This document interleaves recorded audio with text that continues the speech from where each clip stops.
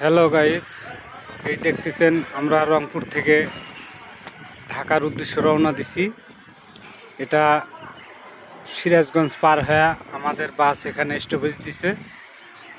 তো এখানে আমরা বিরতি দিছে, হোটেল বিরতি। যারা যারা রোজা থাকে না তাদের জন্য হোটেল বিরতি দিছে। আর হচ্ছে এই দেখতেছেন এখানে এই যে অনেক ফুলের সিনারি, এই যে এগুলো কি ফুল, কত সুন্দর ফুল। এই যে দেখতেছেন, এই যে গাড়ি আসতেছে, গাড়ি যাচ্ছে ঢাকার উদ্দেশ্য, এখান থেকে আবার রওনা দিচ্ছে। এই দেখতেছেন এই যে ভাইয়েরা আসছিল বাইক নিয়ে। এখানে ভালো একটা রেস্টুরেন্ট, এখানে বিভিন্ন প্রকারের নাস্তা এবং খাবারের আইটেম